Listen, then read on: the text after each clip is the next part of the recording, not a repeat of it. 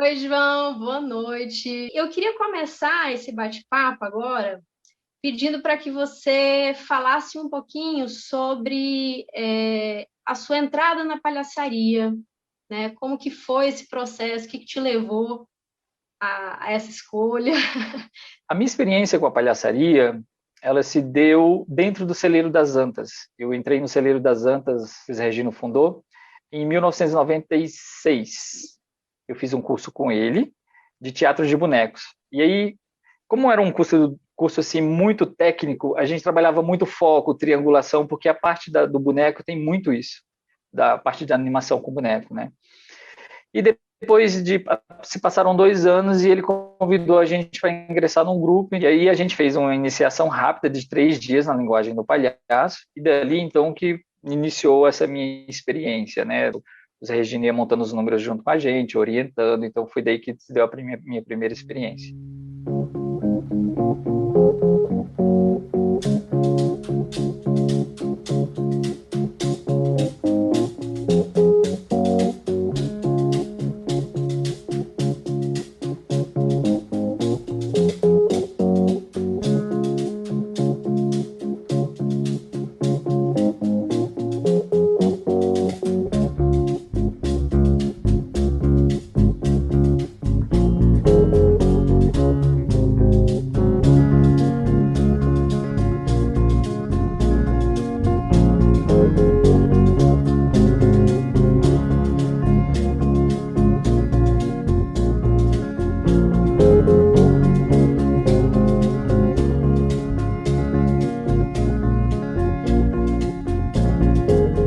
A gente tem essa questão, né, na cidade, porque a gente não tem uma escola necessariamente, então a gente, ao mesmo tempo, a gente acaba tendo que buscar outras referências também. Como é que foi isso para você? A gente fez uma turnê e aí a gente passou pela Paraíba, em João Pessoa. E aí eu pude assistir o Chuchu na rua, Ah, Chuchu legal. Luiz Carlos Vasconcelos. Então, inclusive, eu fiquei maravilhado, assim, porque ele se arruma em casa, pega o carro dele de palhaço e sai, e a gente foi até a praça assistir. Eu nunca tinha visto um palhaço, assim, na rua, lidando tão bem, assim, com o público, sabe, e transformando o espaço em um teatro, assim, né? A rua que não estava acontecendo nada, de repente se tornou um foco de atenção, fez aquela roda linda. Então, o Chuchu, ele é a minha segunda referência, assim, também, né? Inclusive, o meu sapato, eu olhei muito o sapato dele assim, e falei, cara, eu vou fazer o meu sapato de palhaço inspirado no sapato do Chuchu. Eu acho assim que a gente vai buscando, né? Como a gente não nasceu em uma família de circo, uma família tradicional circense, a gente vai meio que herdando, vai puxando esses palhaços que nos motiva mais, que nos agrada mais, né? Você me lembrou uma coisa super interessante. Eu comecei a investigar a minha maquiagem, né? Essa coisa da cara da palhaça hipotenusa, no projeto de palhaçaria em hospital, que era da Antônia, que foi quando a gente se conheceu, que foi quando, né, Sim. a gente trabalhou junto naquela época. Um dia eu vi uma foto do Chuchu e ele tinha umas coisinhas assim embaixo, né, um triângulozinho assim embaixo do olho. E eu fiquei pensando assim, poxa, será que isso tem a ver comigo? Porque, né? Enfim, eu fui lá e imitei, né? Que massa. Mas é interessante, né? Porque, de certa forma, por mais que a gente tenha essa busca pessoal, a gente sempre tem também as referências, né? Alguma coisinha que a gente puxa aqui, outra ali. Sim, e isso, eu acho isso lindo, assim, tudo bem, tem toda uma discussão sobre originalidade, o que que é e o que que não é, o que que é copiar, né, mas assim, eu acho que o palhaço, pelo menos comigo foi assim, tipo, a gente olha e ama, tudo que a É, gente olha e ama, a gente quer pra gente. O meu palhaço, eu acho que ele é um mosaico de vários palhaços, assim, e a gente vai aprendendo assim também na prática, olhando, vendo, enfim, essa coisa da prática mesmo, do suar junto, né? E do ver em cena. A gente vai escolhendo herdar o que a gente quer herdar de cada um. como que você vê a relação entre bufonaria e palhaçaria, depois de tanto estudo, pesquisa, experiência, né? Como é que você relaciona essas duas coisas, conceitos, linguagens?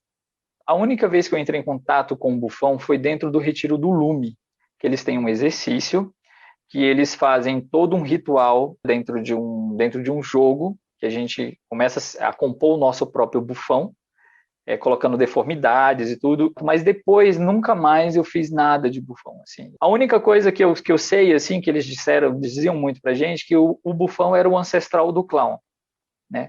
Por já viver nessa marginalidade, por já deixar os sentimentos fluírem sem esse crivo do padrão social, o Bufão é como se fosse o nosso animal maior, assim. Ele ama muito, ele odeia muito, tudo muito exagerado, muito grotesco.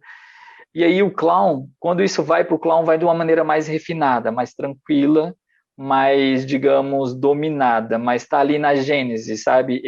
O Bufão é como se fosse a força da origem da energia, assim, do palhaço, né? Tá De ali, repente, mas você não tem essa preocupação, né, de investigar mais, descobrir mais, de entender melhor também, porque tá ali já de uma certa forma, né, talvez. sim, quando eu assisti esses espetáculos sobre Bufão, assim, ou o espetáculo de bufonaria, eu vi que o jogo é o mesmo princípio. Só que toda a roupagem é diferente, né? O clown um pouco mais sutil, mais sublime, assim, e o bufão bem, né, bem espalhafatoso, bem grotesco, né? O extremo do grotesco, assim. E da sua experiência, você acha que ela está presente de alguma forma no que você faz e no que você ensina também? Sim, totalmente. Inclusive, quando eu dou o curso, né, aqui no Galpão, ou as oficinas, eu sempre eu faço essa parte que eu acho fundamental.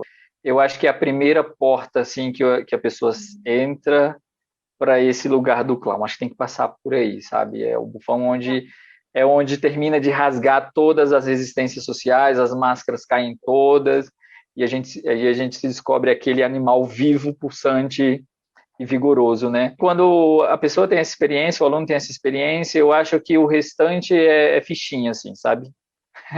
O bufão realmente é um ancestral que segura as raízes do clown, assim, sei lá, se eu pudesse falar de uma maneira mais fazendo essa metáfora, sabe? Para segurar essa máscara, para jogar, para ficar ali atento segundo a segundo, tudo, né? Exige muito. Então, eu acho que o bufão é essa primeira injeção de energia, assim, humana, Uhum. fisiológica, né?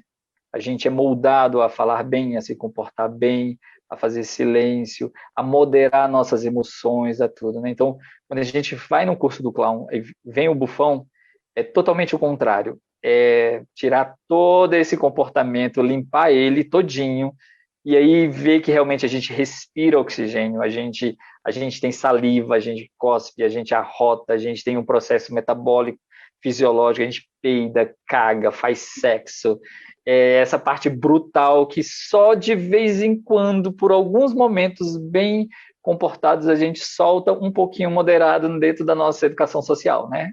O bufão é lindo por isso, porque ele dá uma libertada, assim, né, no ser animal, assim. É para aí depois a gente ir lapidando e tal, e vendo o que quer deixar, o que quer usar, o que quer trabalhar, né? Bem interessante. Exatamente. Ou então, em algumas vezes, até lançar mão, né? Às vezes você está numa situação muito complicada, assim, em cena, que tem uma situação muito maior do que você vai lá no bufão e enfrenta aquela. Então, ele também está ali como: olha, posso usar essa força a qualquer momento e a qualquer dosagem que eu necessitar, sabe? Talvez atue um pouco nessa coisa do empoderamento também, né? No sentido mais de você se sentir mesmo mais capaz de ir além, né?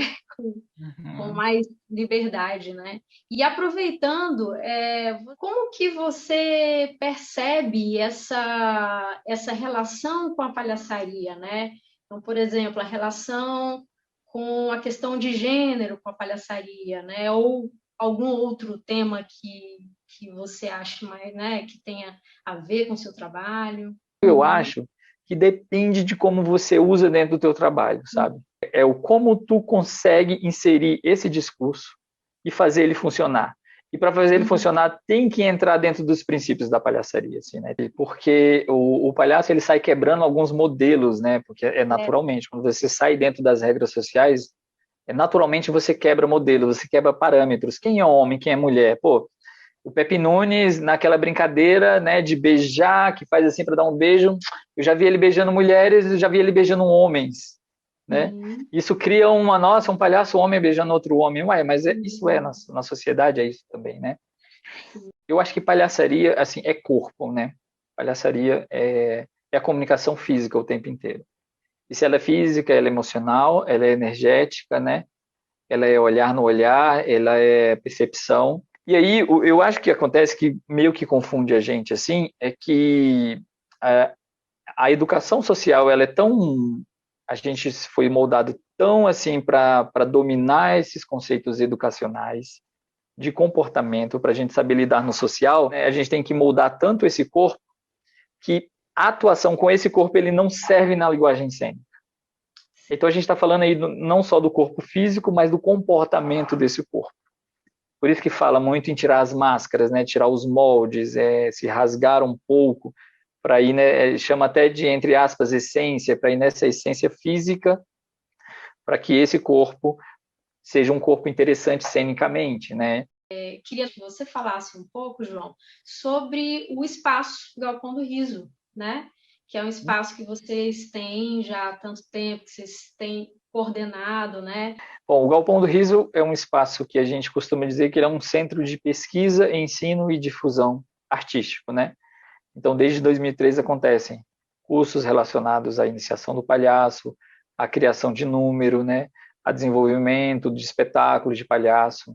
A gente também faz um festival que na época estava bienal, que é o Mostra o Clown, e temos levado muita gente para lá de escolas de Samambaia para estar assistindo esses espetáculos. Então, o Galpão do Riso hoje, ele por ser assim, por estar nessa resiliência desde 2003, ele meio que já é referência um pouquinho assim em Samambaia para estudantes do segundo grau que buscam cursos para fazer, professores. Então, o Galpão do Riso meio que também serve tem funcionado também como um formador de plateia, assim, né? Quando você abre esse espaço, né, como vocês têm feito, né, isso para a gente ter essa troca com palhaças e palhaços que são iniciantes, a gente também consegue se espelhar, né, se sentir refletido ali neles e de alguma forma a gente também está se alimentando, né, desse processo totalmente inicial que é um processo que a gente está sempre vivendo também, por ter essa necessidade de estar sempre conhecendo outras coisas, estar sempre